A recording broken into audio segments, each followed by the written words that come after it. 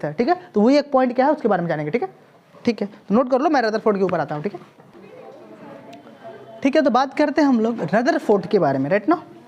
अब हमने Thomas model देख लिया, थॉमसन मॉडल क्या था, काफ़ी आसान, ठीक है। अब थॉमसन मॉडल का ड्रॉबैक क्या था, काफ़ी आपने आसानी से देख लिया, राइट। अब हम बात करते हैं रदरफोर्ड, किसकी बात करते हैं, रदरफोर्ड्स क्या, क्योंकि हमने बोला सब लोगों ने क्या अपना कुछ इन्वेंशन किया था, सब ने अपना ऑब्जर्वेशन दिया था एटम के बारे में, सब ने अपना मॉडल दिया था, ठीक है। तो आपने देखा कि थॉमसन ने दिया, बस फेलियर व्यक्ति, कुछ उनकी क्या मेरिट थी। अब आते हैं रदरफोर्ड, उसमें क्या था कि रदरफोर्ड अल्फा पार्टिकल स्कैटरिंग इसे हम बोलते हैं, क्या बोलते हैं, रदरफोर्ड अल्फा पार्टिकल स्कैटरिंग, ठीक है। गीगर नाम का कोई साइंटिस्ट थे हमारे, क्या थे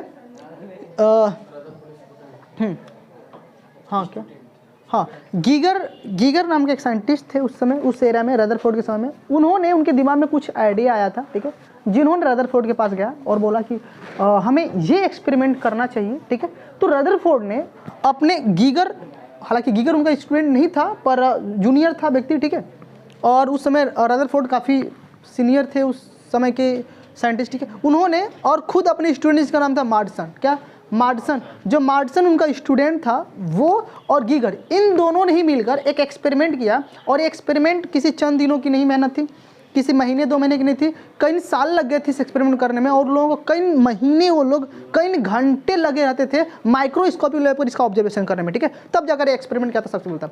बहुत चैलेंजिंग काम था, काफ़ी डिफिकल्ट था, काफ़ी मेहनती लोग की जरूरत थी। तो जो रदरफोर्ड थे, रदरफोर्ड ने इन दोनों को इसलिए दिया क्योंकि ये दोनों बहुत मेहनती उस समय के थे, क्या थे, मेहनती स्टूडेंट थे, काफ़ी हार्ड वर्किंग थे। ये लोगों ने 12-12 घंटा जग कर, हालांकि उनका जो स्टूडेंट था मार्डसन, वो तो आलसी व्यक्ति था, लेकिन मार्डसन जो स्टूडेंट था उस समय, हमको लगता था कि मार्डसन अनग्रेजुएटेड था, in the sense of BTech में जैसे होता है ना, जैसे हम लोग बीटेक में चले गए तो बीटेक में फर्स्ट ईयर सेकंड ईयर पढ़ते हैं, अनग्रेजुएटेड बोल सकते हैं, ठीक है। एमटेक वालों को हम लोग ग्रेजुएटेड बोलते थे। तो उसी में क्या थे, मार्डसन जो था वो अनग्रेजुएटेड स्टूडेंट था, पर थोड़ा सा जो गीगर थे, ये इनको नॉलेज थोड़ी अच्छी थी, ठीक है। अब इन दोनों ने मेहनत कर रहा था और इसके ऊपर क्या कर रहे थे, एक्सपेरिमेंट करते। उन्होंने एक्सपेरिमेंट क्या करा, अल्फा पार्टिकल स्कैटरिंग, उन्होंने एक एक्सपेरिमेंट किया एक फॉइल के ऊपर, क्या करा, उन्होंने एक फॉइल के ऊपर एक्सपेरिमेंट करा। अब फॉइल क्यों लिया गया इसमें, इस चीज़ को मैं बताता हूँ। फॉइल इसलिए लिया गया क्योंकि फॉइल ही एक ऐसा मेटल्स है जिसको हम अपने इच्छा अनुसार बहुत, क्योंकि उसका मेलेबल पॉइंट बहुत ज़्यादा है, तो उसको बहुत मेल्ट पतला कर सकते हैं, बहुत थिन कर सकते हैं, बहुत उसको पतला कर सकते हैं। अब होता है ना 1 ग्राम गोल्ड लोगे तो कई किलोमीटर दूर तक उसका वायर बना सकते हो, है ना। तो उसको इतना पीट कर पतला बना सकते हो कि अगर आपको अप्रोक्सीमेट रफली अगर एक एटम के बारे में, एक ही पार्टिकल के बारे में अगर स्टडी करनी है तो भी आप कर सकते हो, राइट ना। तो आप गोल्ड को इतना पतला कर सकते हो कि रफली अप्रोक्सीमेट उन्होंने कम से कम एक, क्योंकि देखिए इस एक्सपेरिमेंट में अगर बहुत सारे अगर इलेक्ट्रॉन होते, बहुत सारी बातें होती, तो कुछ कहना जो मतलब टफ होता ना, डिफिकल्ट होता ना उस एक्सपेरिमेंट करना। तो उन्होंने गोल्ड फाइल इसलिए लिया क्योंकि उसको इतना पीट कर पता लगा, कम से कम अप्रोक्सीमेट उन्होंने कम से कम अप्रोक्सीमेट 1-2 ऐसे पार्टिकल समथिंग उनके बच गए थे, ठीक है। और जहाँ पर रफली माना गया था एक पार्टिकल के ऊपर एक्सपेरिमेंट हुआ था, किसके ऊपर हुआ था, एक पार्टिकल के ऊपर एक्सपेरिमेंट था, राइट ना। चलिए बात करते हैं एक्सपेरिमेंट में क्या था। तो उन्होंने क्या करा, एक बॉक्स लिया, एक अल्फा इमिटर सोर्स बनाया गया था, क्या alpha emitter source in the sense of, आपको पता है कि सर अल्फा पार्टिकल क्या होते हैं। उन्होंने एक लीड बॉक्स लिया था जिसमें अल्फा पार्टिकल थे, ठीक है, जिनको पास करना था एक लीड स्लाइड से पास करना, इन द सेंस ऑफ कि अगर सर मान लेते हैं अल्फा पार्टिकल अगर ऐसे पास करेगा तो ये जो लीड स्लाइड लगाया गया था ये इसके रेडिएशन को क्या एब्जॉर्ब कर ले, इधर उधर कहीं ना जाने दे, ठीक है। ये लीड स्लाइड का काम था, लीड स्लाइड काम था अल्फा पार्टिकल क्या करना, ऑब्जर्व करना। यहाँ पर बहुत टिन्नी होल किया गया था, टिन्नी मतलब बहुत छोटा सा होल किया गया था, बहुत, जिससे क्या सिर्फ अल्फा पार्टिकल यहाँ से क्या करते निकल रहे, ठीक है, अल्फा पार्टिकल यहाँ से निकल रहे थे। अब यहाँ पर लगाया गया था गीगर काउंटर का काम था, हालांकि इसके बारे में नहीं हम बात करेंगे ज़्यादा। गीगर काउंटर का काम था अल्फा पार्टिकल को काउंट करना। सोचिए उस समय में इन्होंने अल्फा पार्टिकल को काउंट करने वाला मेजरेबल टूल्स भी लगाया गया था। अल्फा पार्टिकल को काउंट करने वाला क्या लगाया गया था, मेजरेबल टूल्स भी लगाया गया था, जो उन्होंने अल्फा पार्टिकल को काउंट करता कितने अल्फा पार्टिकल पास हो रहा है, राइट ना। अब ध्यान, अब अल्फा पार्टिकल तो खुद से जाएगा नहीं। अब अल्फा पार्टिकल क्या था आपको पता है, अल्फा पार्टिकल को सर एक हाई एनर्जी के साथ क्या किया गया, यहाँ से फेंका नहीं गया, यहाँ से छोड़ा गया, रिलीज किया गया, राइट ना। तो एक हाई अल्फा पार्टिकल को यहाँ से रिलीज किया गया, जो सर इसे टिन्नी होल से निकलते हुए ऐसे मेजरेबल टूल से निकलते हुए एक गोल्ड फॉइल पर क्या करता है, बमबारी करता है, गोल्ड फॉइल पर क्या करता है, बमबारी करता है। और देखिए ये जो लगाया गया ना सर्कुलर, ये जिंक की स्क्रीन था, क्या था, जिंक सल्फेट का स्क्रीन था, किसका था। अब जिंक सल्फेट का स्क्रीन इसलिए लगाया गया था कि आपको समझ में आएगा, क्योंकि सर अगर मान लेते हैं अगर इस गोल्ड फॉइल से अगर कोई इधर उधर पार्टिकल अगर इस पर कूदेगा तो सर उस चमकेगा, मतलब ब्राइटनेस होगा, तो हम बता सकते हैं नहीं कुछ अल्फा पार्टिकल क्या आएगा, इधर उधर आया, राइट ना। ये उन्होंने ऑब्जर्वेशन दिया। इस तरह से क्या था, जिंक सल्फेट तरह का एक सर्कुलर बनाया गया था, ठीक है, कि अगर अल्फा पार्टिकल इधर उधर डेविएशन होते हैं तो इस पर अगर पढ़ते हैं तो उस पर चमकीला आएगा, तो हम तभी ना, मतलब इधर पाया तो कैसे हम पता कर सकते हैं, पता तभी ना करेंगे कि भाई नहीं हाँ इधर आ रहा है, राइट ना। तो उनके एक्सपेरिमेंट क्या था, अब उनका एक्सपेरिमेंट किया, उनके एक्सपेरिमेंट ये हुआ कि जब वो दोनों क्या करते हैं, गिगर्स और मार्टसन, ये दोनों जब साइंटिस्ट जब अल्फा पार्टिकल को यहाँ से क्या करते हैं, इमिट करा रहे थे, क्या कर रहे थे, इमिट करा रहे थे, तो यहाँ से लीड स्लाइड से पास होते हुए, इसका गिगर काउंटर से पास होते हुए इस गोल्ड फॉइल में क्या करता है, अटैक करता है, क्या करता है, अटैक करता है। अब अटैक करने के बाद उन्होंने ऑब्जर्व कर, उन्होंने अटैक करने के बाद उन्होंने देखा कि ये जो आपका सर्कुलर जिंक स्क्रीन लगाया गया था ना, सर्कुलर जो जिंक लगाया गया था, इस पर देखा उन्होंने कि जिस रास्ते उन्होंने भेजा था, मतलब जो रास्ता, जो पाथ फिक्स किया था कि इसी पाथ से अल्फा पार्टिकल को जाना है। अब ये हमारा गोल्ड फॉइल था, क्या था, गोल्ड फॉइल। अब गोल्ड फॉइल जो इतना बड़ा हमारा था, मान लेते गोल्ड फॉइल इतना बड़ा था, राइट ना। अब गोल्ड फॉइल से उन्होंने देखा कि अब बहुत सारे ऐसे, मतलब लार्ज अमाउंट में अल्फा पार्टिकल क्या रहते हैं, इसके ठीक सामने इस स्क्रीन में क्या हो रहे थे, मतलब क्या रहते, चमक रहे थे, क्या कर रहे थे, चमक रहे थे यहाँ पर, मतलब नंबर्स ऑफ ज़्यादा अमाउंट में, नंबर्स ऑफ ज़्यादा अमाउंट में क्या कर रहे थे, अल्फा पार्टिकल यहाँ पर क्या कर रहे थे, साइनिंग कर रहे थे क्या। तो उन्होंने बोला कि अच्छा इसका मतलब बहुत सारे अल्फा पार्टिकल इस तरफ चले गए, ठीक है। फिर उन्होंने देखा कुछ अल्फा पार्टिकल जो थे, जो यहाँ पर, मतलब इसका मतलब अगर अल्फा पार्टिकल से ऐसे पास होकर गया होगा तभी ना यहाँ पर साइनिंग किया होगा, इसके ठीक सामने, ठीक अपोजिट अगर साइनिंग करने का इन द सेंस पर, ठीक इसी फॉइल से पास होकर गया था। अब बहुत सारे पास होंगे तो क्योंकि ज़्यादा अमाउंट में यहाँ पर साइनिंग कर रहा था, राइट ना। ये पहला उन्होंने एक चीज़ देखा। फिर दूसरा चीज़ देखा कि बहुत सारे ऐसे कुछ ऐसे समथिंग अल्फा पार्टिकल थे जो यहाँ पर साइनिंग करते, क्या कर रहे थे, यहाँ पर साइनिंग करना मतलब कुछ डेविएशन हुआ होंगे, ये कुछ डेविएशन होंगे तभी ना, यहाँ पर साइनिंग करना मतलब कुछ डेविएशन होगा अल्फा पार्टिकल तभी ना। तो कुछ अल्फा पार्टिकल क्या होता है, डेविएशन, ठीक है। उसमें उन्होंने एक चीज़ और अच्छी बात ऑब्जर्व की, जिसमें से कुछ ऐसे पार्टिकल देखे जो यहाँ पर साइनिंग कर रहे थे। कहाँ कर रहे थे, यहाँ पर साइनिंग कर रहे थे। अब यहाँ का साइनिंग करने का मतलब क्या निकला, यहाँ पर साइनिंग करने का मतलब ये निकला कि सर देखिए, अगर अल्फा पार्टिकल सर इस रास्ते जा रहा है और अब इस रास्ते जा रहा है, भाई उसका रास्ता इधर से जाना चाहिए उधर ना, अब यहाँ पर साइनिंग कर रहा है, इसका मतलब ये है कि किसी अल्फा पार्टिकल, कोई एक ऐसा अल्फा पार्टिकल का जो लार्ज एंगल में क्या हुआ होगा सर, स्कैटर हुआ होगा। लार्ज एंगल मतलब काफी बड़े एंगल में क्या होगा सर, ऐसे डेविएशन हुआ होगा, मतलब लार्ज, यहाँ से मतलब क्या होगा, बहुत बड़े एंगल में क्या होगा, डेविएशन होकर इधर आया होगा, ठीक है। उन्होंने ये देखा। अच्छा, उन्होंने एक चीज और देखा, उसमें कुछ कम से come near about 20,000 alpha particle क्या किया था, इससे पास किया गया था। 20,000 अल्फा पार्टिकल में से एक अल्फा पार्टिकल ऐसा था जो जिस रास्ते गया उसी रास्ते क्या कर दिया सर, लौट कर वापस चला आएगा, ठीक है। तो ये उनकी क्या थी, बहुत बड़ी एक रिसर्च थी, और इन्होंने सर 1-2 महीने की मेहनत नहीं थी, बहुत डेडिकेशन वाला था रिसर्च, काफ़ी उन्होंने मेहनत करा, काफ़ी हार्डवर्क करा, तब जाकर उन्होंने रिजल्ट मिला, ठीक है। तो फिर उन्होंने क्या करा, अपनी ऑब्जर्वेशन को लिखा, क्या लिखा, फिर उन्होंने अपने ऑब्जर्वेशन लिखा, ये उनके एक्सपेरिमेंट थे। उन्होंने ऑब्जर्वेशन लिखा, ऑब्जर्वेशन क्या था, large number of alpha particle, sorry मैंने काट दिया, हाँ, large number of alpha particle pass through the foil without any deviation, मतलब अधिकतर अल्फा पार्टिकल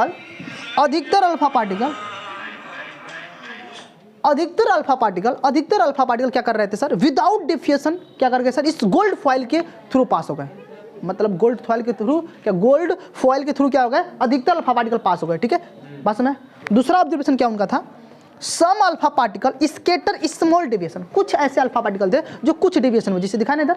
अच्छा, तीसरा उनका ऑब्जर्वेशन क्या था, वेरी फ्यू अल्फा पार्टिकल वर डेविएटेड थ्रू लार्ज एंगल, बहुत कम ऐसे अल्फा पार्टिकल जो बहुत लार्ज अमाउंट ऑफ एंगल में क्या होते सर, डेविएशन होते, क्या होते हैं इनका, ऐसे डेविएशन होता है, राइट ना, कोई दिक्कत। उनका सर लास्ट में ऑब्जर्वेशन था, वेरी फ्यू, मतलब कम से कम 20,000 में से एक अल्फा पार्टिकल ऐसा था जो जिस रास्ते गया उसी रास्ते क्या हुआ, रिटर्न बैक आ गया, जो जिस रास्ते गया उसी रास्ते क्या हो गया, रिटर्न बैक हो गया। बात समझ में आ रहा है कि नहीं, हेलो, हाँ बैठो, हाँ बोलो, हाँ चल रहा है, ठीक है, ठीक, हाँ ठीक, क्लास ले रहे हैं अभी, बात समझ आ रही कि नहीं, कोई दिक्कत। तो ये क्या था, उनका ऑब्जर्वेशन था, जब उन्होंने ऑब्जर्वेशन करी, ये ऑब्जर्वेशन था उनका, ठीक है, ये उन्होंने इसमें हरकतें देखी थी, ठीक है, ये ऑब्जर्वेशन में लिख दिया। और फिर जब ऑब्जर्वेशन तो फिर उन्होंने कंक्लूजन लिखा, क्या लिखा, कंक्लूजन लिखा। तो भाई कुल कंक्लूजन लिखाएंगे ना, मान हमने एक्सपेरिमेंट करा और हमारे एक्सपेरिमेंट में हमारे ऑब्जर्वेशन कुछ ऐसे 3 से 4 ऑब्जर्वेशन है, तो वो उसके ऊपर कंक्लूजन लिखेंगे ना। फिर उन्होंने कंक्लूजन लिखा। अब कंक्लूजन के साथ साथ उन्होंने क्या करा सर, एक अपना रदरफोर्ड अल्फा पार्टिकल स्कैटरिंग, मतलब एक रदरफोर्ड मॉडल उन्होंने जनरेट किया। तो उन्होंने फिर हम कंक्लूजन लिखेंगे, कंक्लूजन के बाद फिर हम क्या लिखेंगे, रदरफोर्ड मॉडल लिखेंगे, क्या लिखेंगे, हाँ चलोगे ना। ठीक है, तो हम लोगों ने रदरफोर्ड के एक्सपेरिमेंट को देख लिया। रदरफोर्ड के जो स्टूडेंट थे मार्टसन और उनके जो नज़दीकी जूनियर एक थे, हालांकि स्टूडेंट नहीं थे, गीगर और मार्टसन ने जो एक्सपेरिमेंट करा था रदरफोर्ड को लेकर, रदरफोर्ड का जो अनुभव था, क्योंकि देखिए सबसे पहले दिमाग में क्लिक करा था जो बातें, वो किसके दिमाग में क्लिक करा था? गीगर के दिमाग में ये आइडिया आया था, ये थॉट आया था कि सर ऐसा कुछ कर सकते हैं जो हम इसके अंदर रिसर्च ऑन ग्रेजुएटेड, ठीक है। तो वो क्या था? ऑन ग्रेजुएटेड था उनका स्टूडेंट, ठीक है। और जो गीगर था वो ग्रेजुएटेड था पर जूनियर था रदरफोर्ड से, ठीक है। तो दोनों एज ए स्टूडेंट की तरह थे उनके, ठीक है। और दोनों ने एक्सपेरिमेंट करा, खूब दिल लगाकर मेहनत किया। कम से कम ये सर छोटी मोटी मेहनत नहीं थी, छोटी मोटी एक्सपेरिमेंट नहीं थी, बहुत बड़ी चैलेंजेस एक्सपेरिमेंट थी और काफ़ी समय लगा इस एक्सपेरिमेंट में। क्या लगा? काफ़ी इस एक्सपेरिमेंट में समय लगा, बहुत टाइम लगा। 12-12 घंटा गीगर ने माइक्रोस्कोपी लेवल पर देख रहा था कि पार्टिकल्स कैसे जा रहे हैं, तो कैसे इमिट कर रहे हैं, तो कैसे पार्टिकल किधर किधर डिफ्लेक्शन हो रहा है, पार्टिकल कैसे पास हो रहे हैं एटम से, सब देखने में उसको बहुत समय लगा था, ठीक है। 5-6 साल लगा था इस एक्सपेरिमेंट करने में, ठीक है। तब जाकर यहाँ पर कुछ उन्होंने ऑब्जर्वेशन दिया था, ठीक है। मैंने ऑब्जर्वेशन लिखवा दिया। अब हम बात करते हैं, जब हमारे एक्सपेरिमेंट का ऑब्जर्वेशन आ गया तो सर रिजल्ट भी होना चाहिए। इन द सेंस ऑफ रिजल्ट कहने का मतलब है कि जब भी हम कोई ऑब्जर्वेशन देते हैं तो उसका कंक्लूजन कुछ होता है ना। तो गीगर और मार्टसन ने जो ऑब्जर्वेशन दिया, उस ऑब्जर्वेशन के थ्रू उन्होंने क्या कुछ कंक्लूजन लिखा, ठीक है। तो हम कंक्लूजन को लिखते हैं काफ़ी बारीकी से, ठीक है। तो फर्स्ट कंक्लूजन लिखने से पहले हम कुछ डायग्राम बनाते हैं। क्या बनाते हैं? हम डायग्राम से चीज़ों को समझते हैं कि जो हमारा ऑब्जर्वेशन था वो ऑब्जर्वेशन क्या था। तो डायग्राम एक पिक्टोरियल के हिसाब से मैं सभी ऑब्जर्वेशन को यहाँ पर फिट कर देता हूँ और उनके हिसाब से मैं क्या करता हूँ सर, अपना कंक्लूजन लिखता हूँ, राइट ना। किसी को यहाँ तक कोई तकलीफ? चलिए ठीक है, तो पहले डायग्राम बनाते हैं, ठीक है। तो लेट सपोज हमारे पास क्या था? एटम था। क्या था हमारे पास? एटम था। अब हम लोगों ने वो ऑब्जर्वेशन क्या था? अब जब गीगर मार्टसन ने एक्सपेरिमेंट किया था गोल्ड फॉइल के ऊपर, तो गोल्ड फॉइल के ऊपर उनका जो एक्सपेरिमेंट हुआ था through the alpha particle by the alpha particle, जो अल्फा पार्टिकल को लेकर उन्होंने एक्सपेरिमेंट करा था, उसमें क्या था? उन्होंने देखा कि अधिकतर मोस्टली अल्फा पार्टिकल एटम से क्या हो गए सर? पास हो गए।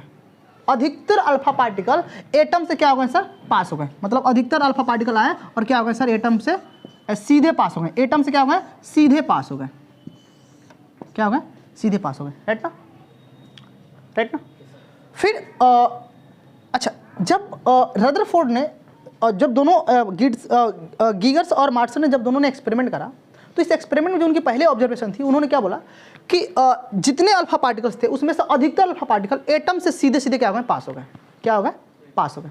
फिर दूसरा उनका ऑब्जर्वेशन था, उन्होंने दूसरा ये बताया कि उन्होंने दूसरा बात बोला कि जो एटम्स हमारा है, एटम का जो क्योंकि थॉमसन ने बोला था कि एटम पर, जो हमारा एटम है उस पर जो पॉजिटिव चार्ज है वो पूरा उसकी स्फीयर में फैला हुआ है, लेकिन इन्होंने बताया कि जो पॉजिटिव चार्ज है वो किसी एक छोटे से स्मॉल पॉइंट में क्या है? कॉन्सेंट्रेटेड है। तो उन्होंने बोला कि इस एटम के सेंटर में, क्या एटम के सेंटर में एक पॉजिटिव पार्टिकल, क्या उन्होंने बोला? एक पॉजिटिव पार्टिकल क्या है?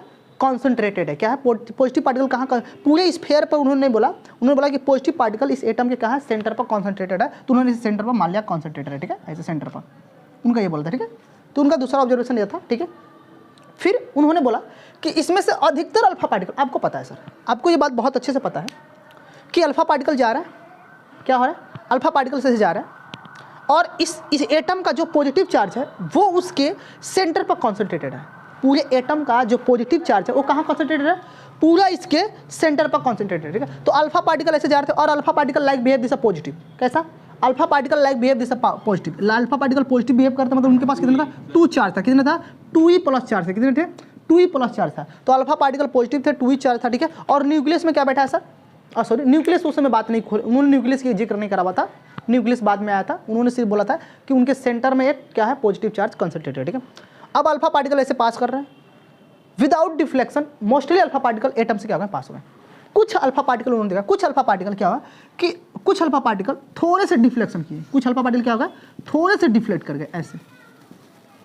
कुछ अल्फा पार्टिकल में क्या है? थोड़ा सा डिफ्लेक्शन आया, ठीक है। फिर उन्होंने और ऑब्जर्वेशन देखा, ऑब्जर्वेशन नंबर 3, बहुत सारे मोस्टली अल्फा पार्टिकल में से कुछ ऐसे अल्फा पार्टिकल थे जिनमें लार्ज डिफ्लेक्शन हुआ। क्या हुआ? बहुत ज़्यादा डिफ्लेक्शन हुआ, बहुत ज़्यादा, मतलब ये गए यहाँ से और ऐसे पहुँच गए। अच्छा, बहुत ज़्यादा डिफ्लेक्शन होने का मतलब समझ रहे हैं आप लोग?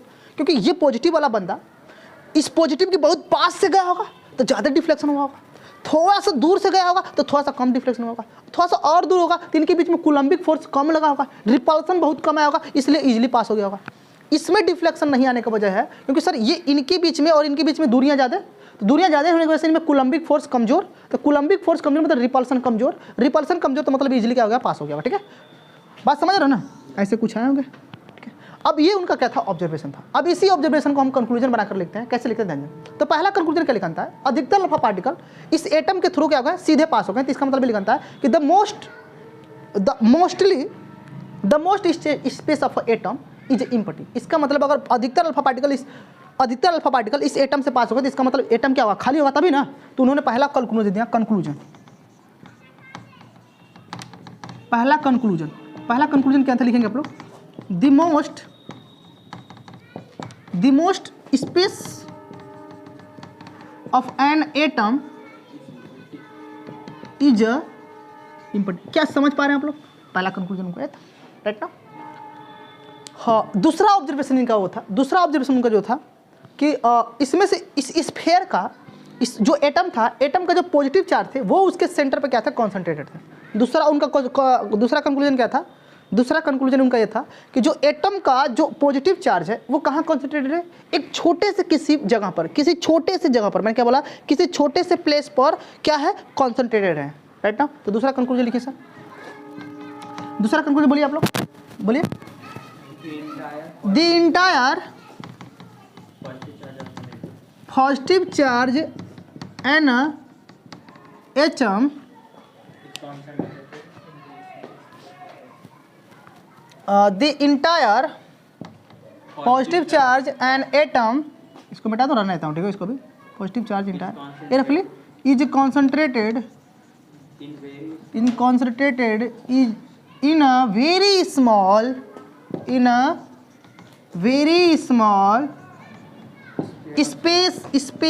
Space of this centre, right ना। तो यानी कि मतलब बहुत छोटे से इस स्पेस में किसी सेंटर पर क्या था सर, कॉन्सेंट्रेट था, राइट ना। अच्छा, ये क्या था उनका दूसरा ऑब्जर्वेशन था, क्या था उनका ये दूसरा कंक्लूजन था, ठीक है। स्पेस है ना, स्पेस, अरे स्पेस में, ठीक है, छोटा, अरे इस पूरे एटम के एक छोटे से स्पेस के सेंटर में क्या था, कॉन्सेंट्रेट था, ठीक है। अच्छा, यहाँ एटम लिख दूँ, है ना, एटम के छोटे से स्पेस में क्या था, कॉन्सेंट्रेट, ठीक है। हाँ, कोई दिक्कत यहाँ तक किसी को आपत्ति अभी तक, सबको समझ में आ रहा ना। चलिए, ये उनका क्या था, ये डायग्राम समझ में आ रहा ना। तीसरा ऑब्जर्वेशन क्या था उनका, तीसरा ऑब्जर्वेशन, अच्छा इसको मैं मिटाता हूँ, ठीक है। ये रफली डायग्राम को मैं वहाँ बनाता हूँ और मैं कंक्लूजन का डायग्राम बना रहा हूँ, ठीक है। हाँ चलिए, ये मैं रफली डायग्राम को यहाँ बनाता हूँ, कंक्लूजन का डायग्राम यहाँ बनाता हूँ। ये हमारा हो गया। बहुत सारे अधिकतर अल्फा पार्टिकल ऐसे पास हो गए, सीधे पास हो गए, क्या हो गया, बहुत सारे अल्फा पार्टिकल सीधे पास हो गए विदाउट डिविएशन के। कुछ अल्फा पार्टिकल डिविएट हुए होंगे, कुछ ऐसे अल्फा पार्टिकल जो बिल्कुल ज़्यादा डिविएट हुए थे। ये क्या था, उनका ऑब्जर्वेशन था, ठीक है। कंक्लूजन समझा ना, कंक्लूजन समझा ना, ठीक है। अब इस कंक्लूजन का मैं डायग्राम बनाता हूँ, कैसे हुआ था। ये हमारा एटम रहा होगा, राइट ना। देखो यहाँ पर क्या रहा, न्यूक्लियस रहा होगा, न्यूक्लियस नहीं बोला, पॉजिटिव चार्ज कॉन्सेंट्रेटेड है, तो समझ में है ना।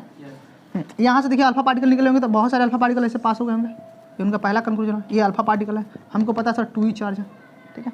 दूसरी बात है, दूसरा ऑब्जर्वेशन इनका यह था कि जो दूसरा कंक्लूजन था कि इनका जो मतलब जो पॉजिटिव, पूरे एटम का जो पॉजिटिव चार्ज था वो उनके सेंटर में क्या था, कॉन्सेंट्रेटेड था, ठीक है, छोटे से स्मॉल जगह में, ठीक है। ध्यान दीजिए, तीसरा कंक्लूजन क्या है, तीसरा कंक्लूजन क्या है। अच्छा, अगर मान लेते हैं, हाँ तीसरा कंक्लूजन क्या है, लिख लीजिए, तीसरा कंक्लूजन भी लिख लीजिए यहीं पर, दी ऑलमोस्ट तीसरा कंक्लूजन लिख रहा हूँ, ठीक है, लिख लो। हाँ, almost all the mass of an atom is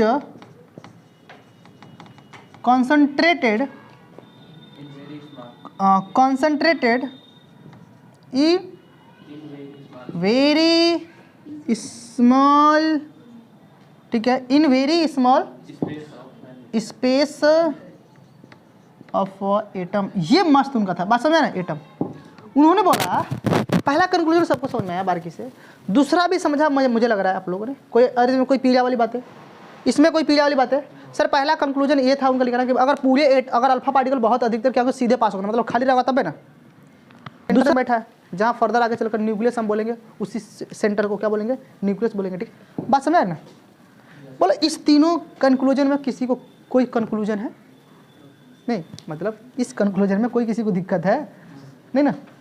अच्छा, मेरे अपने अनुभव में एक क्वेश्चन हमेशा इसमें उठता रहता है। एक क्वेश्चन मेरे दिमाग में आया था जब टीचर मुझे पढ़ा रहा था, तो मेरे दिमाग में क्वेश्चन क्या आया था कि सर जो अल्फा पार्टिकल आप भेज रहे हो, अल्फा पार्टिकल जब सर विदाउट डेविएशन के पास हो जा रहे हैं, राइट ना, तो जो न्यूक्लियस सॉरी जो पॉजिटिव चार्ज से जो दूर है वो आसानी से पास हो जा रहा है बिना डिफ्लेक्शन के। लेकिन जो इस क्या कर रहे हैं, जो इस पॉजिटिव चार्ज के पास से आ रहे हैं वो थोड़ा सा डिफ्लेक्शन हो रहा है, थोड़ा सा डिफ्लेक्शन हो रहा है ना। जो नजदीक आ रहे हैं उनके रिपल्सन थोड़ा सा क्या हो रहा है, क्योंकि इनमें रिपल्सन होता है, रिपल्सन डिफ्लेक्शन आ रहा है। लेकिन जो एकदम बिल्कुल पास से आ रहे थे अल्फा पार्टिकल, उसमें ज़्यादा डिफ्लेक्शन आ रहा था। और जो बिल्कुल एक सेंटर से गया होगा, इसके पॉजिटिव चार्ज से टकराया होगा, तो जिस रास्ते गया उसी रास्ते वापस लौट आएगा, क्योंकि पता है सर। इसमें एक क्वेरी ये थी कि सर इसके सराउंडिंग रदरफोर्ड ने बताया था कि इस जो अपना पॉजिटिव चार्ज है इसके अराउंडिंग इलेक्ट्रॉन भी तो रिवॉल्व कर रहा है ना। इलेक्ट्रॉन भी क्या कर रहा है भाई, इलेक्ट्रॉन भी, इसमें इलेक्ट्रॉन भी है तो है ना। थॉमस ने तो पहले बता दिया भाई इसमें पॉजिटिव चार्ज अगर कॉन्सेंट्रेटेड इसके सेंटर में है तो भाई इलेक्ट्रॉन भी नहीं इसमें घूम रहा है। थॉमस तो बता दिया इलेक्ट्रॉन डिस्कवरी। तो क्या इस पॉजिटिव चार्ज का इफेक्ट उस इलेक्ट्रॉन के ऊपर नहीं पड़ रहा होगा? सिंपल बात है। तो देखिए, तो इसमें दो क्वेरी पूछने वाली चीज़ है। एक पहला कि सर आप गोल्ड फॉइल ही क्यों लिया, तो पहला आंसर गोल्ड फॉइल को लेने का आंसर मैंने बता रहा। गोल्ड फॉइल हमने इसलिए लिया क्योंकि हमें पता है उसका मेलेबल पॉइंट बहुत ज़्यादा होता है। हम उसको काफ़ी थिन कर सकते हैं, काफ़ी पतला कर सकते हैं। उसे हम इतना पतला कर सकते हैं कि अपने एक्सपेरिमेंट के हिसाब से हमें जितने इलेक्ट्रॉन की रिक्वायरमेंट हो सकती है। क्योंकि अगर इसमें बहुत ज़्यादा अगर एटम्स होते, अगर उस गोल्ड फॉइल में अगर बहुत ज़्यादा एटम्स होते हैं तो क्या हम एक्सपेरिमेंट कर पाते हैं? नहीं ना। तो हम अपने हिसाब से कम उसमें एटम रखने की कोशिश किए, जहाँ पर लगभग में मान के चलता है 1 एटम उसमें था, तभी हम एक्सपेरिमेंट कर पाए। ये सब एक ही एटम के लिए एक्सपेरिमेंट हुआ था ना, एक ही एटम पर एक्सपेरिमेंट हुआ था, राइट ना। इतना उसको पतला कर सकते थे क्योंकि वही था। दूसरा क्यों नहीं था? क्योंकि दूसरे को सर हम नहीं कर सकते उतना पतला, ठीक है। आगे चलकर हम पढ़ेंगे, क्योंकि दूसरे को हम पतला करेंगे तो रेडियो एक्टिविटी आ जाएगा कॉन्सेंट, फिर आगे चलकर हम लोग रेडियो एक्टिविटी में क्या करेंगे उस चीज़ को फर्दर जो बात समझ रहे ना। थीन का मतलब समझ आएगा, गोल्ड फॉइल क्यों यूज किया गया था, ठीक है। दूसरा आता है कि सर इलेक्ट्रॉन का इफेक्ट क्या था। आप सोचो, आपको पता है, आप अच्छे से जानते हो कि ये पॉजिटिव है, पॉजिटिव मतलब एक गोल्ड का आइटम है। अब गोल्ड का जो प्रोटॉन्स होते हैं कितने होते हैं? 79 होते हैं, 79 प्रोटॉन होते हैं। तो इसके न्यूक्लियस में जो प्रोटॉन बैठे हैं वो कितने बैठे हैं? 79 प्रोटॉन बैठे हैं, क्योंकि उसका पूरा मास कॉन्सेंट्रेटेड उसके सेंटर में, तो भाई उसके प्रोटॉन की वजह से ना, तो प्रोटॉन 79 तो 79 पॉजिटिव चार्ज बैठे हैं ना। और इधर से 2 इलेक्ट्रॉन आ रहा है और इसमें इलेक्ट्रॉन भी होगा। ध्यान सुना, तो इलेक्ट्रॉन को मैं रफली समझा रहा हूँ, इसको मतलब पैनिक होने की जरूरत नहीं है कि सर यही होता है क्या सच में। मैं रफली डाटा दे रहा हूँ, ऐसे मान लेना। इलेक्ट्रॉन का अगर वेट मान लेते हैं 1 ग्राम है, कितना ग्राम है? 1 ग्राम होगा। इलेक्ट्रॉन का वेट कितना होगा सर? 1 ग्राम मान के होता नहीं है, समझाने के लिए। तो जो अल्फा पार्टिकल थे उनका जो वेट था, अल्फा पार्टिकल जो वेट था वो 10,000 ग्राम था। कितना था? 10,000 ग्राम था। 10,000 सही लिखा हमने ना, पहली बार कुछ सही लिखा हमने, 10,000 ग्राम। तो अल्फा पार्टिकल का जो वेट था, अगर अल्फा पार्टिकल का जो वेट है वो इलेक्ट्रॉन के वेट से सोचो कितना गुना ज़्यादा है? 10,000 गुना, 10,000 टाइम्स क्या है? ज़्यादा है। तो आप सोचो, जिसका वेट 10,000 ग्राम मतलब कितना हो गया सर? 10 kg, और ये 1 ग्राम है छुट्टी को। मतलब एक कॉइन होता है ना, कॉइन को अगर 10 टुकड़ा करोगे तो 1 ग्राम का आएगा एक कॉइन, एक छोटा सा कॉइन टुकड़ा, ठीक है। तो आप सोचो 1 ग्राम का छोटा सा कॉइन है और मेरे साइज का तेजी से खूब हाई एनर्जी के साथ कोई पार्टिकल चल रहा है। 10 kg मैं ही हूँ, मैं 10 kg का, ठीक है। तो 10 kg का कोई पार्टिकल खूब हाई अमाउंट ऑफ एनर्जी के साथ क्या कर रहा है? दौड़ रहा है। एक छुट्टी को उसके साथ माछी जैसा कुछ आ जाए तो उसको रौंद कर नहीं चला जाएगा, तो क्या उसका कभी इफेक्ट आएगा? इसीलिए इलेक्ट्रॉन को कोई इस पर फर्क नहीं पड़ा, क्योंकि ये इतने ताकतवर थे अल्फा पार्टिकल। तो दोनों क्वेरी आपको समझ में आ गई। ये था उनका क्या कंक्लूजन। हम लोगों ने रदरफोर्ड का एक्सपेरिमेंट देखा, एक्सपेरिमेंट के बाद उससे निकलने वाले ऑब्जर्वेशन को देखा। ऑब्जर्वेशन जब हमारा हो गया तो उससे आने वाले हमने क्या देखा? कंक्लूजन को देखा। अब कंक्लूजन के बाद उन्होंने सर फाइनली उन्होंने क्या दिया? मॉडल दिया, रदरफोर्ड मॉडल दिया। तो अब हम बात करते हैं अगली पीढ़ी की तरफ। क्या रदरफोर्ड का मॉडल क्या था? उन्होंने क्या मॉडल दिया, ठीक है। कुछ नया थोड़ा दिया, ये कुल बनाया होगा, ठीक है। तो यहाँ तक समझ में आया कि नहीं आया? सबको अंडरस्टैंडिंग है? कोई इसमें पीड़ा वाली चीज़ें है ना? तो इसको मैं इरेज करता हूँ और हम लोग सीधे सीधे क्या करते हैं? रदरफोर्ड का मॉडल देखते हैं, ठीक है। Thank you. और मिटा दो ना, ठीक है। ठीक है, तो रदरफोर्ड का अपना देखिए मॉडल आ गया, ठीक है। ठीक है, ध्यान दो। अब रदरफोर्ड का हमने सीधे मॉडल लिख दिया। मॉडल में क्या है समझेंगे। तो हम लोगों ने कंक्लूजन जो उनका था काफ़ी बारीकी समझा। कंक्लूजन में किसी को कोई तकलीफ नहीं है। रदरफोर्ड का मॉडल क्या था, तो उन्होंने मॉडल में क्या लिखा सर, पहला लिखा most of the mess and all the positive charge of atom is present in the very small space at the centre of atom. पहली बात उन्हें मॉडल में लिखा कि सर अधिकतर जो मतलब जो एटम का जो पॉजिटिव चार्ज है वो क्या है, उस एटम के सेंटर पर क्या है सर, बैठा हुआ है। बस समझ रहे हो, पहला उनका मॉडल यही था। मॉडल पहला क्या था, तो पहले जब भी अगर आपको एग्जाम में मॉडल लिखने के लिए आए तो ये मॉडल लिखेंगे, ठीक है। दूसरा मॉडल क्या था उन्होंने, positive charge is due to proton. Positive charge क्या था सर, ड्यू टू प्रोटॉन। ये तब उनका एक्सपेरिमेंट था, ये तब वो बातें कर रहे हैं जब न्यूट्रॉन का खोज नहीं हुआ था। इन न्यूट्रॉन की डिस्कवरी नहीं हुई थी तब उनकी बात करी जा रही है, ठीक है। तो इसलिए न्यूट्रॉन का जिक्र कहीं नहीं आया है। न्यूट्रॉन का जिक्र नहीं आया तो समझ सकते हैं न्यूट्रॉन खोज उस समय नहीं हुआ था।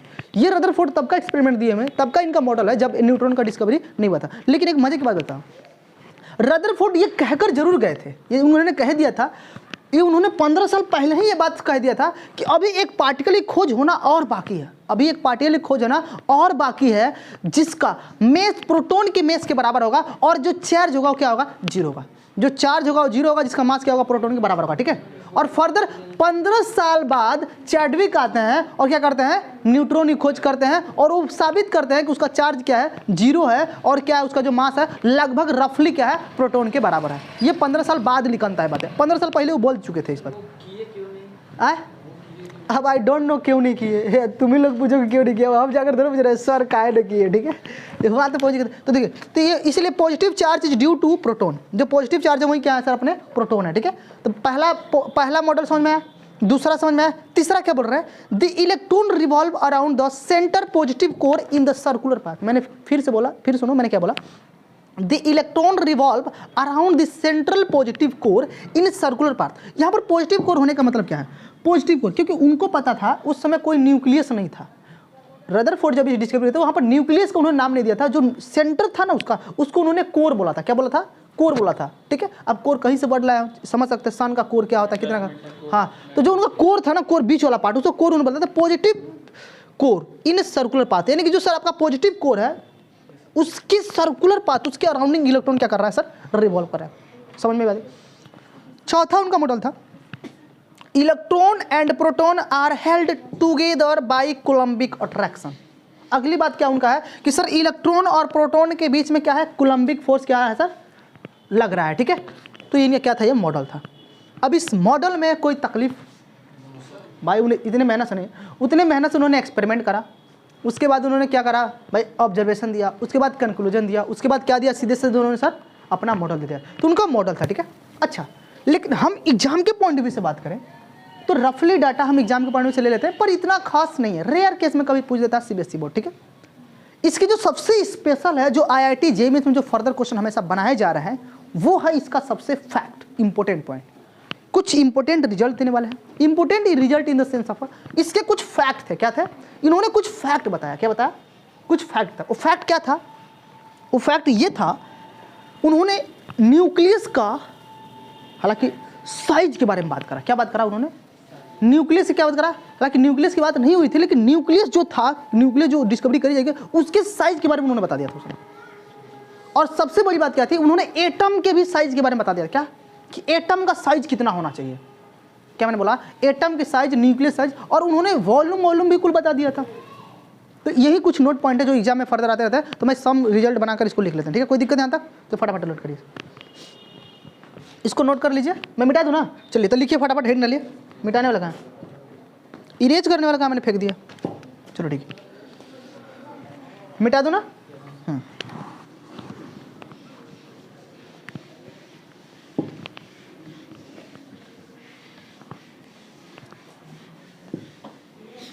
तो लिखेंगे नोट पॉइंट अच्छे से आप लोग। नोट पॉइंट काफ़ी इंपॉर्टेंट लिखना है, क्योंकि ये सर फर्दर आने वाले एग्जाम में बहुत इसका इंपॉर्टेंट रोल प्ले है, ठीक है। एग्जाम में फर्दर इसके यूज होते रहते हैं। चलिए पहला नोट पॉइंट लिखते हैं हम लोग, पहले लिखिए आप लोग। तो रदरफोर्ड अप्रोक्स मतलब लगभग में, मतलब अप्रोक्स उन्होंने न्यूक्लियस का साइज बताया, ठीक है। न्यूक्लियस साइज कितना देखिए आप लोग, रदरफोर्ड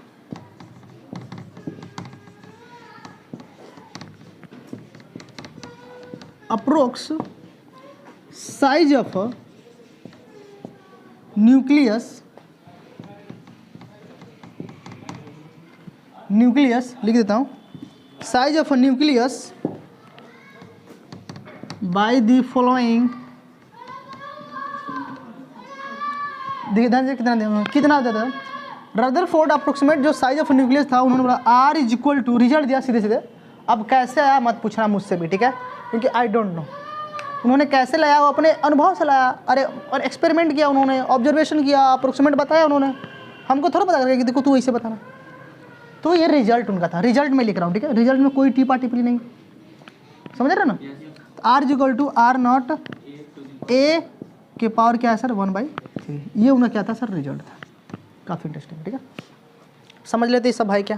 तो आर नॉट जो था वो आर नॉट क्या था सर, न्यूक्लियस, सॉरी यहाँ पर जो आर है वो क्या है, रेडियस ऑफ न्यूक्लियस है, क्या है, रेडियस ऑफ अ न्यूक्लियस है, ठीक है। आर नॉट क्या है सर, कांस्टेंट है, क्या है, ये कांस्टेंट वैल्यू है। इसकी वैल्यू किसी को याद है, मैंने बता रखा है, बोलो कितना है, 1.33 इंटू सेंटीमीटर, मीटर मैंने दोनों बता रखा है, आप बोलो दोनों में, सेंटीमीटर में कितना होगा, -13 सेंटीमीटर, मीटर में -15 हो जाएगा, 1.33 मल्टीपल 10 के पावर माइनस, मीटर में 15 हो जाएगा और सेंटीमीटर में क्या रहेगा -13। सबको समझ आ रहा है। अच्छा दूसरा सर, दूसरा नोट कर लो इसको, पहले एक क्वेश्चन दे दो इसी पर, एक क्वेश्चन लेते चलो, ठीक है।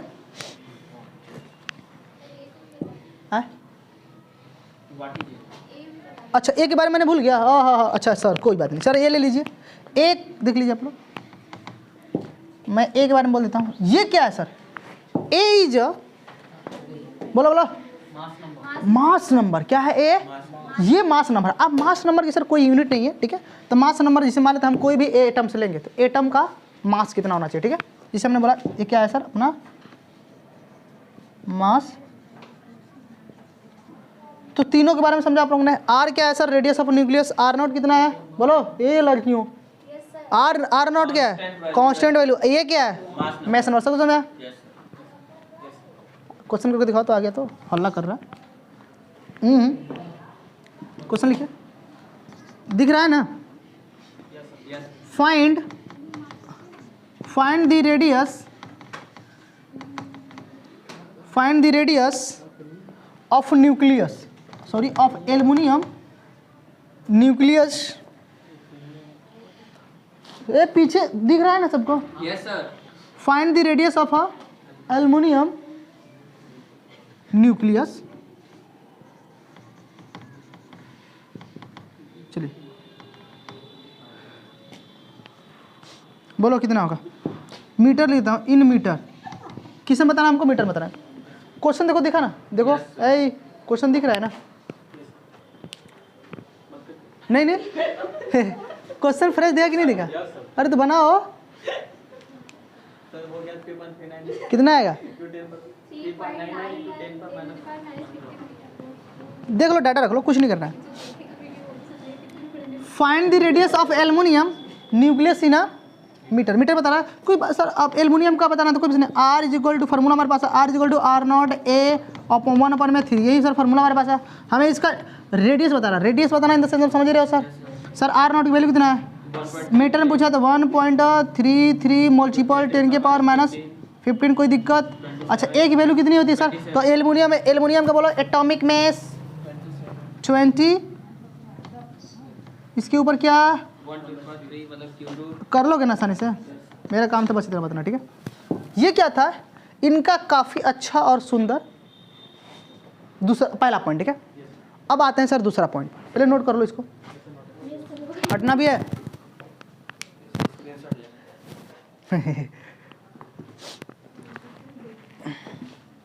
जल्दी कर लो, डन सर, डन, हाँ तो बोलोगे तभी ना।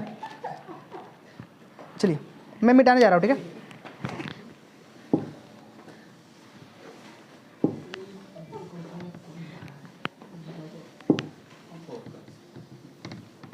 अभी ड्रॉबैक इनका बचा है ना, यस सर, इनका ड्रॉबैक बचा है।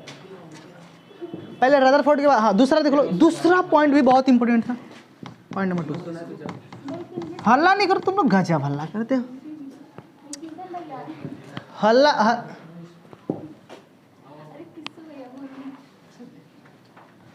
अब जानवे करते हो ना, फिर मुआ मुआ मारने का मेरा आदत थोड़ा छूट गया है। बुला जाते हैं उस दिन तो इच्छा करा है खूब भूंच दें, ठीक है, एकदम पूरा एकदम अंदर का जो मतलब भयास है ना पूरा उतार दें उस दिन, लेकिन बस रह गए, ठीक है। लेकिन अगले बार याद रखना, ठीक है, मॉडर्न है और मॉडर्न में कहीं चूं चाव किया किसी ने तो हम चूं चाव बना देंगे, ठीक है, याद रखना, ठीक है। तो फिर बदला तो लेंगे वैसा कि फिर, हाँ चलिए। रदरफोर्ड ने दूसरा पॉइंट का ऑब्जर्वेशन क्या था, ऑब्जर्वेशन था क्या, तो उनका जो ऑब्जर्वेशन था उन्होंने एटम के बारे में बताया, साइज ऑफ एटम क्या बताया उन्होंने, साइज ऑफ एटम। पता है सर, अप्रोक्सीमेटली अपने केमिस्ट्री में 9th में पढ़ा होगा, बोलो कितना होता था, 10 के पावर -8 सेंटीमीटर होता था, और मीटर में कितना होता है, -10 मीटर। ये क्लास 9th में ही केमिस्ट्री में पढ़ा जाता है ना। दूसरा उनका था सर, इसमें ए पार्ट था, बी पार्ट उनका ऑब्जर्वेशन था, साइज ऑफ न्यूक्लियस कितना है, -13 सेंटीमीटर में ना, मीटर में कितना होगा, -15 मीटर में, ठीक है। ये आपको एनसीईआरटी में ही, अरे 9th में ही पढ़ा दिया था, ठीक है। 2 पॉइंट था समझ में। तीसरा पॉइंट दैट्स वेरी इंपॉर्टेंट, लिखो। अच्छा इस पर एक बात करते हैं, तीसरा पॉइंट बात है, पहले इस पर लिख लीजिए आप लोग। हाँ, वॉल्यूम ऑफ, एक क्वेश्चन का भी कर लो, क्वेश्चन की है क्या, क्वेश्चन क्या है ऐसी, वॉल्यूम ऑफ, समझ में आ रहा है ना, volume of atoms, volume of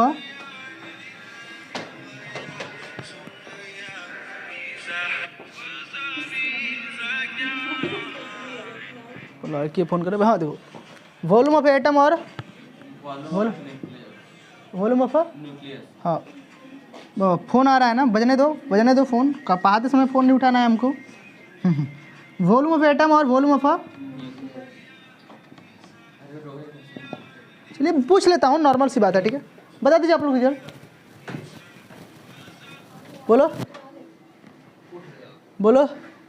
volume of atom upon volume of क्या है, न्यूक्लियस, बोलो कितना आएगा, तो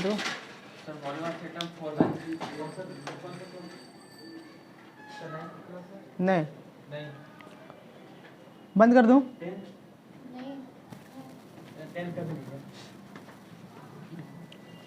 आ जाओ जल्दी आ जल्दी, ठीक है। तो अब बात करें, उनका दूसरा ऑब्जर्वेशन था, छोटा सा ऑब्जर्वेशन था, ठीक है, छोटा सा ऑब्जर्वेशन था, बहुत डिफिकल्ट नहीं था, हालांकि ये 9th में हम पढ़ कर आए हुए, ठीक है। तो इसमें मैं एक छोटा सा क्वेश्चन दे दिया, volume of atom upon volume of nucleus कितना होगा। तो अगर मैं एटम को स्फीयर मानकर चलूँ, कैसा मानकर चलूँ, तो स्फीयर का वॉल्यूम कितना आता, बोलो। अगर मैं एटम को स्फीयर मानकर चल रहा हूँ, ठीक है, पता नहीं कैसा था, पर मानकर सभी चलते हैं स्फीयर है, तो उसका वॉल्यूम कितना होता था, 4/3 πr³। तो आर की मैं बात करूँ तो आर कितना था एटम का सर, देखिए साइज, यही रेडियस है ना, साइज मतलब रेडियस, अरे जो साइज होगा वही रेडियस है ना उसका। तो क्या मैं रख दूँ यहाँ पर मीटर में रखते हैं, 10 के पावर -10। अच्छा नीचे भी रख लो आप, 4/3 पाई, बोलो 4/3 पाई और r की जगह 4/3 पाई और कितना होगा, 10 to the power -15, 10 to the power -, हाँ जाओ तुम, अरे आराम से जाओ, ठीक है। 4/3 पाई 10 के पावर -10 अपन में 4/3 पाई 10 के पावर -15, राइट ना। देखिए ये सब दोनों टर्म कट गए, नीचे वाला बंदा ऊपर का कितना बच गया, वॉल्यूम ऑफ एटम, शायद किसी ने रिजल्ट लिख कर गया था, कौन इतना समझदार था, 5, समझ में आसान है ना। देखो अरे ये ऊपर गया तो वही ना यार, 5 ही ना। ये हमारा सर रिजल्ट है, ये बहुत सुंदर, ये भी रिजल्ट है, खराब मत समझना, ठीक है, सुंदर। अच्छा इसको कुछ लोग ऐसे भी लिखते हैं, सर यहाँ पर क्यूब मैंने लिख दिया, हाँ तो क्यूब है, 15 आ जाएगा, कितना आ जाएगा, अच्छा लगा, अरे 15 आ जाएगा ना सर।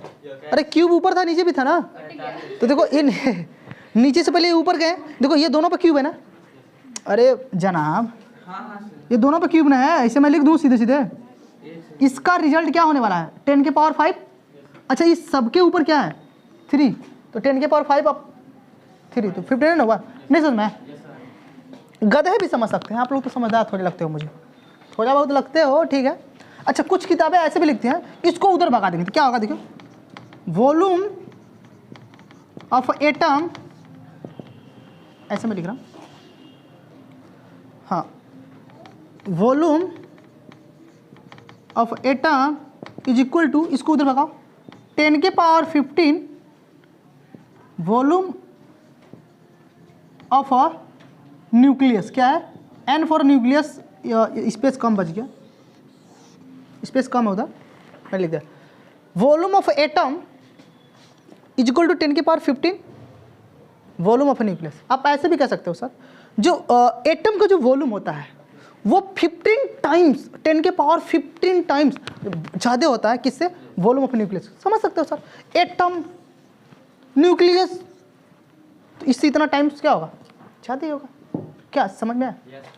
ये उन्हें क्या था, दूसरा ऑब्जर्वेशन था, ठीक है। सबसे इम्पोर्टेंट अब आते हैं जिसकी बात कम हुई थी, जो खतरनाक होने वाली है, ठीक है। फैक्ट नंबर 3 आ जाओ।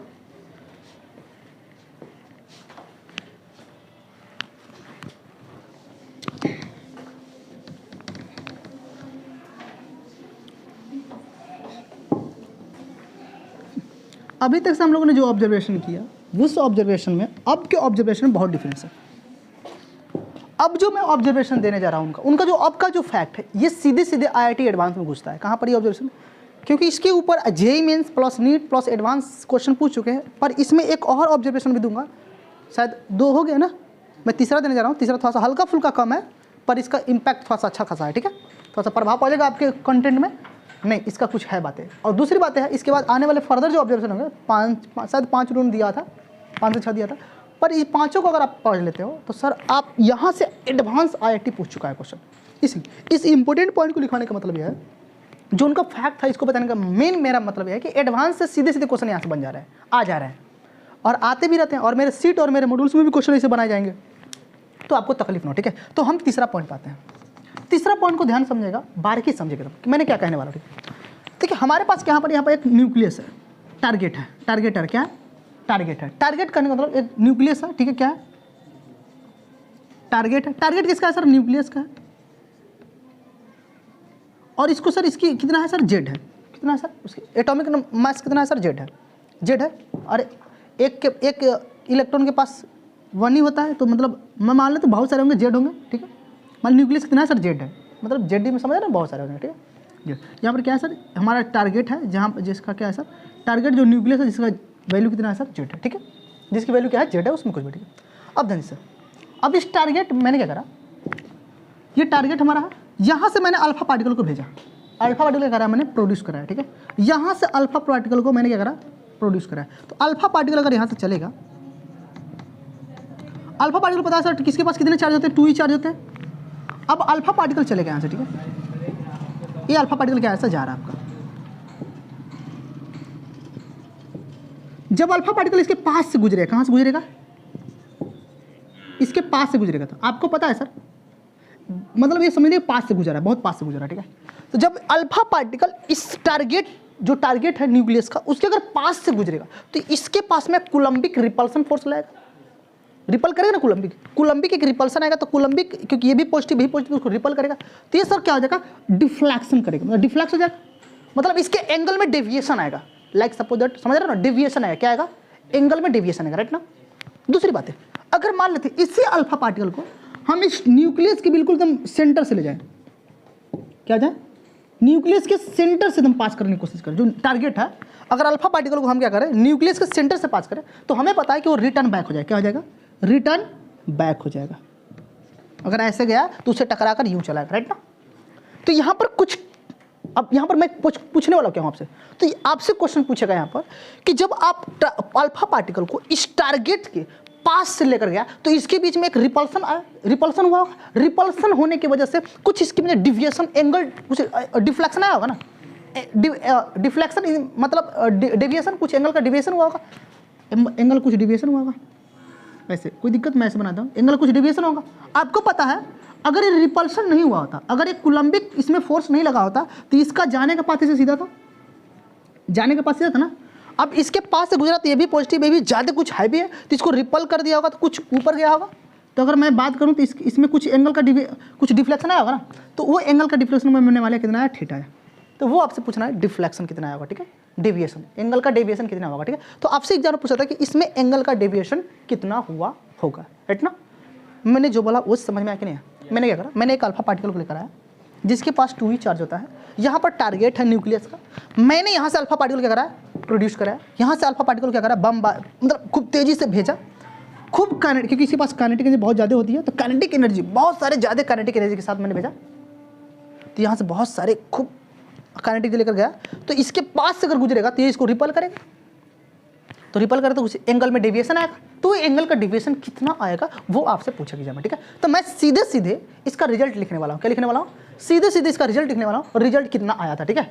चलिए, अच्छा एक बात और है कि ये जो ऊपर वाला जो डिस्टेंस है और जो नीचे वाला डिस्टेंस है, इनके बीच को डिस्टेंस को हम लोग बोलते मेजर करेंगे बी से। क्या बोलेंगे, बी से। किससे बोलेंगे, ये जो ध्यान दीजिए, ये जो आपका जो सेंटर से जो आई लाइन गई है अल्फा पार्टिकल की, ये और जो इससे पास गुजरा, इनके बीच का डिफ्लेक्शन क्या बोलेंगे, सॉरी इनके बीच का डिस्टेंस क्या बोलेंगे, बी से रिप्रेजेंट करेंगे। सॉरी मैंने डी बोला, बी से। किससे रिप्रेजेंट करेंगे, बी से। इस बी का मतलब होगा इम्पैक्ट पैरामीटर। क्या, इम्पैक्ट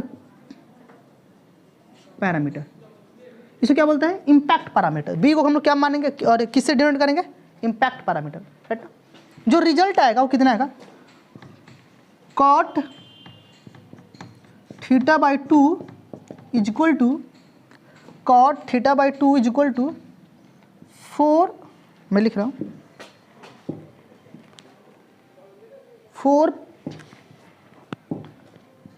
पाई epsilon naught into kinetic energy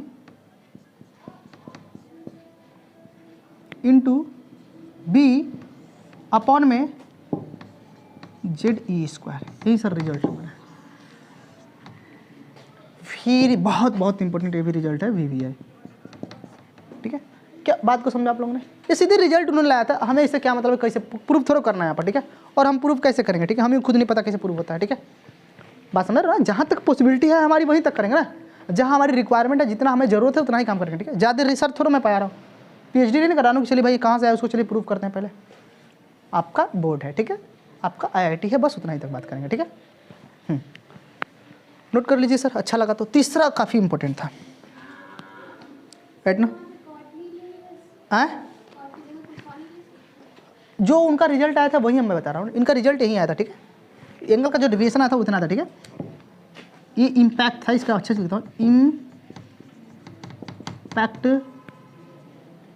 parameter,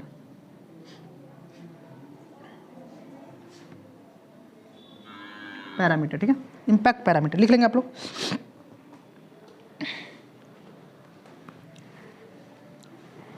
यहाँ तो कोई दिक्कत। अब सबके बारे में जानना बहुत जरूरी है। क्या ऋतुराज, सबके बारे में जानना बहुत जरूरी है, हम लोग जानते हैं।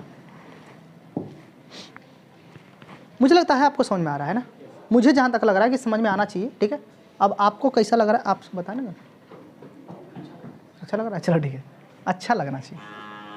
हाँ, इसमें सबके बारे में जान लेते हैं। ये थीटा क्या है सर, थीटा क्या है, कोई बताएगा, सोचेगा थीटा क्या है।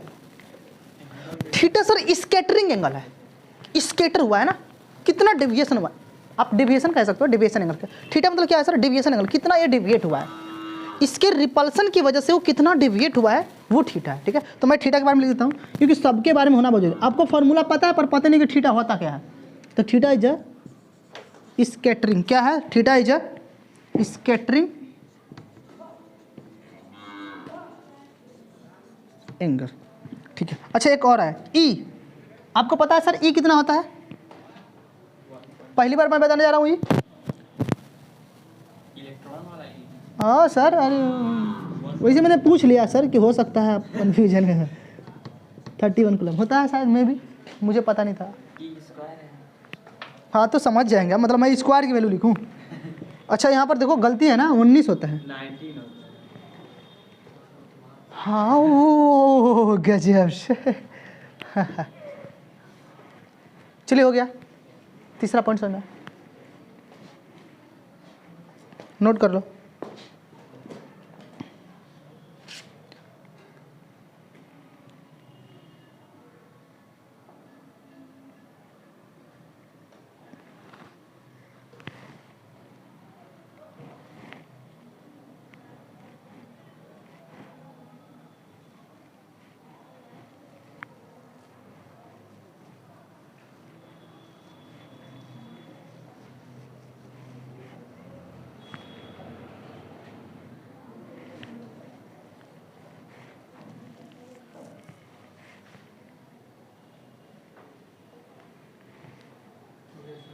हो गया, चलिए हो गया। अब चलो समझ लेते हैं इसके बारे में। अब ध्यान दीजिए आप लोग, ये काइनेटिक एनर्जी में लिखा हुआ है। अब मुझे कुछ बताओ यहाँ पर, ध्यान दो। अब सोचो, ध्यान दो, मैं कुछ यहीं पर बात कर लेता हूँ। अगर अल्फा पार्टिकल जा रहा है चुपचाप, राइट ना, तो ध्यान ध्यान ध्यान ध्यान सुनो, ध्यान सुनो। अगर अल्फा पार्टिकल की काइनेटिक एनर्जी को अगर हम बढ़ा दिए, काइनेटिक एनर्जी को हमने क्या कर दिया, बढ़ा दिया। सोचना, अगर अल्फा पार्टिकल के मैंने काइनेटिक एनर्जी क्या कर दिया, बढ़ा दिया, तो काइनेटिक एनर्जी बढ़ जाएगी। तो बोलो स्केटर मतलब डेविएशन ऑफ एंगल घट जाएगा कि बढ़ जाएगा? सोच के बोलो। अगर आप अल्फा पार्टिकल के काइनेटिक एनर्जी को आप बढ़ा दो, इंक्रीज कर दो, तो आप सोच कर बोलो डेविएशन एंगल कम हो जाएगा या बढ़ जाएगा? मतलब स्केटरिंग एंगल बढ़ जाएगा, घट जाएगा? कम होगा। वाई? कम क्यों होगा? सोच कर देखिए। मान लेते हैं, मान लेते हैं ये अल्फा पार्टिकल है, ऐसे धीरे धीरे जा रहा है, तो इसको महसूस होगा कि हमारे पास कोई आ रहा है धीरे धीरे, तो रिपल करेगा ज़्यादा, तुरंत धक्का मारेगा ना।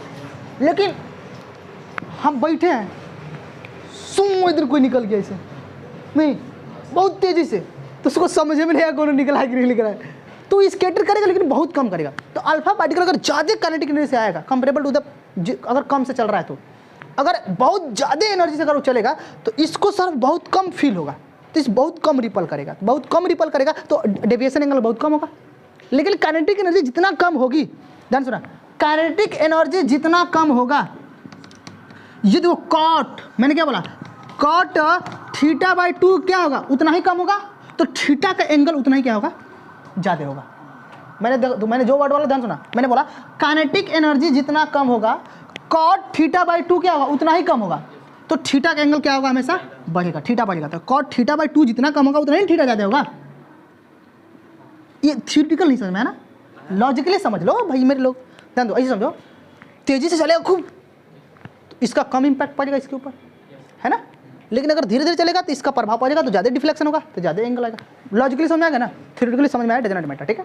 और दूसरी बात, अगर बी यहाँ पर कौन बैठा है, बी, अगर बी की वैल्यू को तुमने क्या कर दिया, और डिस्टेंस छोटा कर दिया, या देखो इनके बीच में इम्पैक्ट पैरामीटर है, इम्पैक्ट पैरामीटर को तुमने और कम कर दिया, तो क्या होगा, डिफ्लेक्शन और ज़्यादा हो जाएगा। कोई दिक्कत, मतलब कॉट थीटा की वैल्यू क्या होगी, समझ, लॉजिकली समझ पा रहे हो ना, बस वही वो है। अच्छा, यहाँ पर सर जेड है, अब जेड यहाँ पर क्या है, जेड। अब जेड क्या है, जेड क्या है, तो भाई यहाँ पर जो न्यूक्लियस बैठा होगा, यहाँ पर गोल्ड बैठा होगा, कुछ बैठा होगा ना, प्रोटॉन बैठे, गोल्ड बैठे, कुछ तो बैठेगा ना यहाँ पर, तो यहाँ पर जो बैठेगा उसकी वैल्यू होगी जेड।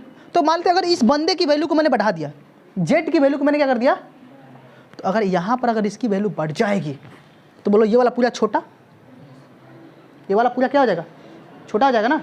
तो ये अगर पूरा छोटा हो जाएगा आपका, तो ये क्या होगा अपना, सोचो सोचो, ये देखो, अगर आप जेड की वैल्यू क्या कर दो, बढ़ा दो, जेड की वैल्यू क्या कर दो आप, बढ़ा दो, और जितना रखा था और ज़्यादा रख दो, तो ये कॉट थीटा की वैल्यू क्या हो जाएगी, ये अगर बढ़ेगा तो ये कॉट थीटा की वैल्यू छोटी हो जाएगी ना। तो कॉट थीटा बाई 2 की अगर वैल्यू छोटी हो गई तो थीटा की वैल्यू बढ़ गई ना। थ्योरेटिकली समझ में आया, अगर कॉट थीटा बाई 2 की वैल्यू छोटी होगी तो थीटा अपने आप बढ़ जाएगा। इसकी वैल्यू तुम जितना बढ़ाओगे उतना ही क्या होगा, थीटा की वैल्यू बढ़ेगा। तो इसकी वैल्यू तुम लॉजिकली समझो, अगर यहाँ पर न्यूक्लियस जो टारगेट है न्यूक्लियस का, उसको खूब ज़्यादा तुम बढ़ा दो, क्या कर दो, उसको तुम ज़्यादा बढ़ा दो, तो भाई कुलम्बिक रिपल्सन इसके पास ज़्यादा हो जाएगा ना। तो यहाँ से कोई गुजरेगा तो उस पर ज़्यादा फोर्स लगाएगा, तो ज़्यादा डिफ्लेक्शन होगा। कोई दिक्कत यहाँ तक, यहाँ तक समझ में आ रहा है किसी को दिक्कत, ठीक है।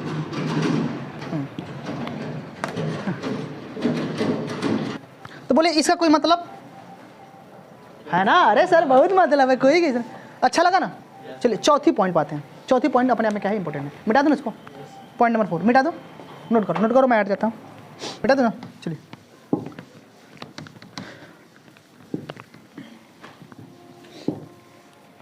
अब चौथी पॉइंट 3 हो गई, फोर्थ लिखेंगे, फोर्थ लिखो, फोर्थ लिखो, फोर्थ क्या है, ध्यान दो, फोर्थ लिखो। हाँ फोर्थ में क्या है, ध्यान सुनो, फोर्थ में मैं लिखने वाला हूँ number of alpha particle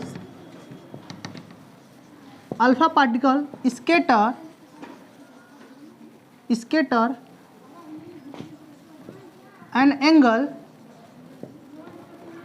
theta.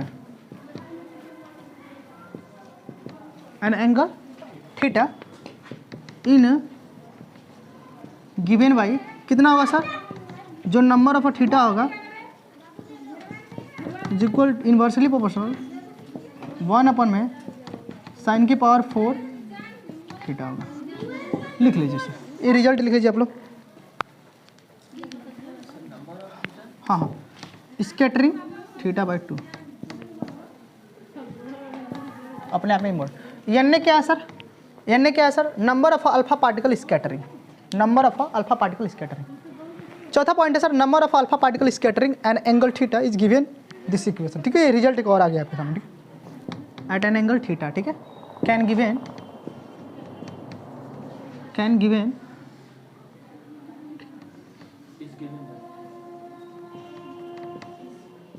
Given by. ठीक है, तीसरा रिजल्ट आ गया। ठीक है, अच्छा एन क्या है सर, एन में लिखता हूँ, एन थीटा क्या है,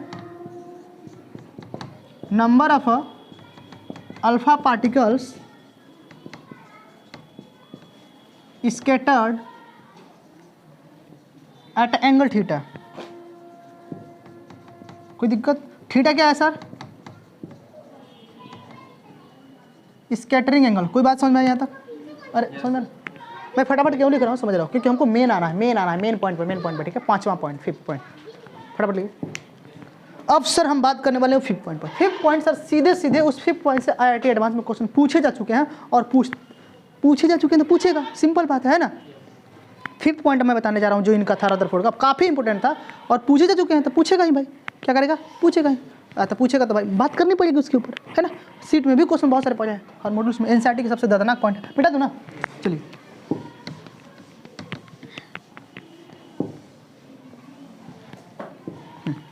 चलिए लिखिए सर, अगला जो पॉइंट अपना, बहुत अच्छी बात होने वाली है।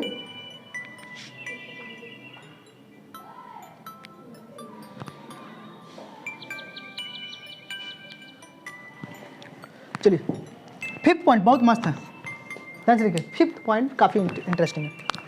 क्लोजेस्ट डिस्टेंस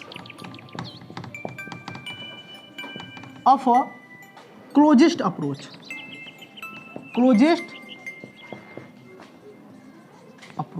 ये बहुत इंपॉर्टेंट, बस लास्ट पॉइंट है, बस क्या है, लास्ट पॉइंट है, समझ में ना, लास्ट पॉइंट है।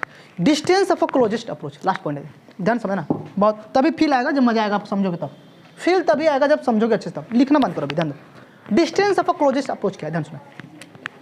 देखिए हमारे पास एक न्यूक्लियस है, हमारे पास क्या है, एक न्यूक्लियस है। अच्छा पिछले क्वेश्चन में मैंने एक चीज़ बात भूल गया, अगर कोई अल्फा पार्टिकल अगर न्यूक्लियस के सेंटर से गुजरने की कोशिश करेगा तो टकरा कर फिर आएगा, तो सर उनके बीच में एंगल 180 बनेगा।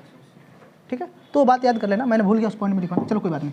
हमारे पास क्या है सर, टारगेट है, यहाँ पर क्या है, टारगेट है। ठीक है, न्यूक्लियस का है, इसके पास ZD रहा होगा, कितना है ZD। अरे न्यूक्लियस है तो मैं एक ZD लिख दूँ, न्यूक्लियस टारगेट इतना है, ZD है। ठीक है, ZE है। यहाँ पर सर अल्फा पार्टिकल्स है। अब क्लोजेस्ट अप्रोच क्या है, अब अल्फा पार्टिकल इज पॉजिटिव। कैसा सर, अल्फा पार्टिकल क्या है, पॉजिटिव। इसके पास 2 इलेक्ट्रॉन्स है, कितने इलेक्ट्रॉन्स है, और एक ऐसा है सर पॉजिटिव होता है। कैसा होता है, पॉजिटिव होता है। अल्फा पार्टिकल कम है, अब ये पॉजिटिव है। जो न्यूक्लियस टारगेट है वो भी पॉजिटिव है, काफ़ी मजबूत है ना। अगर अल्फा पार्टिकल मान लेते हैं इसके सेंटर से पास कर रहे हैं, कहाँ पास कर रहे हैं, इस न्यूक्लियस के सेंटर से पास करने की कोशिश कर रहे हैं, तो अल्फा पार्टिकल अगर आप सेंटर से ले जाओगे तो आपको पता है, आपको ये बात अच्छे से पता है कि अगर सेंटर से ले जाने की कोशिश करोगे तो आप जानते हो ये पॉजिटिव, ये पॉजिटिव, तो ये जस आगे बढ़ेगा तस ये इसको रिपल करेगा, क्योंकि भाई उसके सेंटर से जाना चाह रहा है।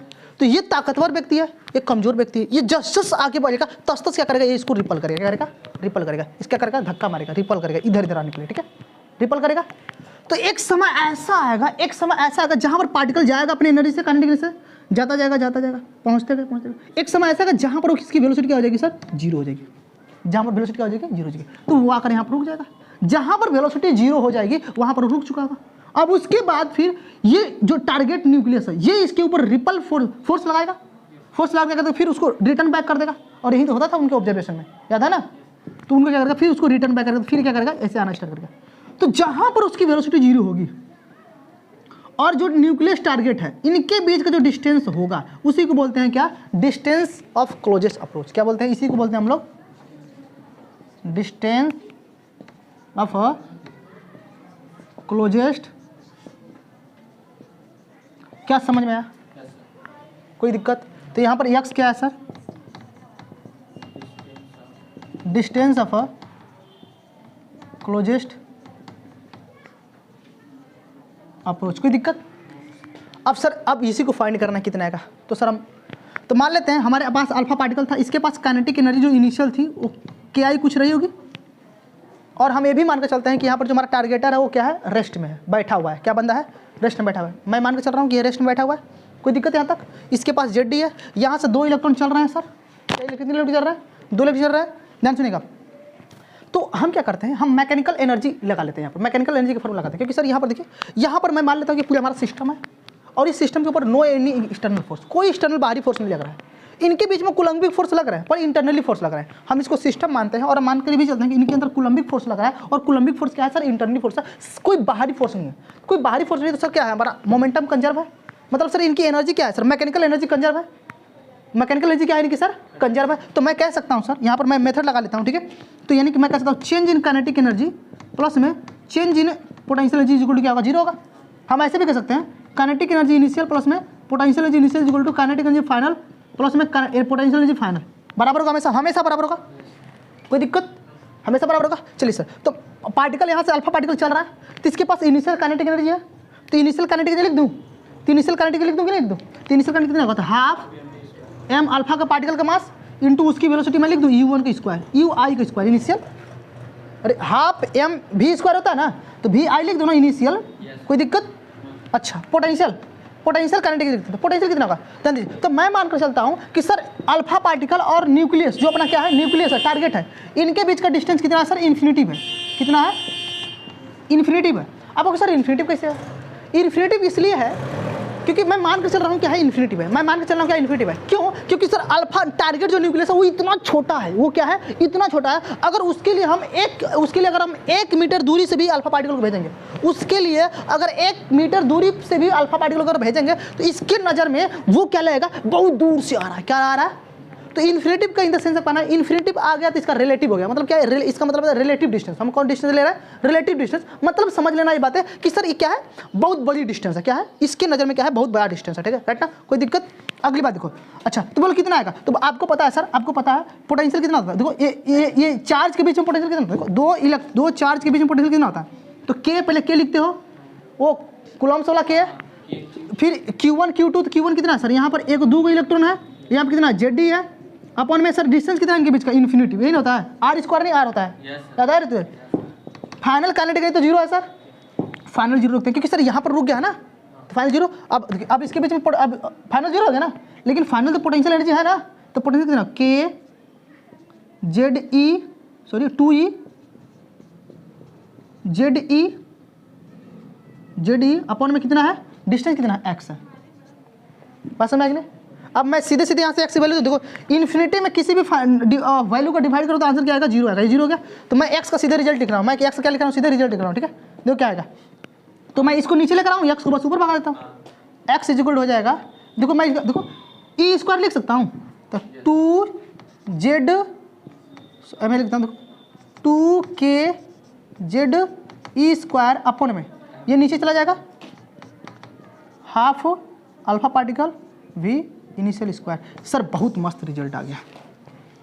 कुछ लोग ऐसे भी लिखते हैं इसको, x is equal to 2kz square upon में काइनेटिक एनर्जी किसका है सर, इनिशियल किसका, अल्फा पार्टिकल किसका। ये सर जाकर कभी अच्छे पॉइंट पर हम लोग पहुँचे भी का। इतने मेहनत करने के बाद हम लोग ने बहुत अच्छे पॉइंट पहुँचा है, जो हमारा जाकर अब क्या हुआ, कंटेंट कवर हुआ रदरफोर्ड का। यहाँ से सर IIT एडवांस सीधे पूछ लेता है, क्वेश्चन पूछ चुका है और फर्दर पूछता भी रहेगा। ये बातें दोनों क्या है, ट्रू है। इसके ऊपर क्वेश्चन कैसे बनाए जाते हैं, कैसे क्वेश्चन आते हैं, मैं आपको बता दूंगा, ठीक है। अब टाइमिंग खत्म हो गया ना, तो फटाफट यही रहते हैं, कल हम बात कर लेंगे ये कौन लोग हैं क्या है, ठीक है। तो कल इसके बारे में बात कर लीजिएगा, ठीक है। आज भर इतना ही, ठीक है, रहने दो, थैंक यू। अब मजे लेते रहो। अरे रुको, समझ में आने बातें, इसमें किसी को दिक्कत नहीं है ना, पूछ लो एक बार, समझ में आए ना कैसे प्रूव करा हमने। यही क्या हमारा है, क्लोजेस्ट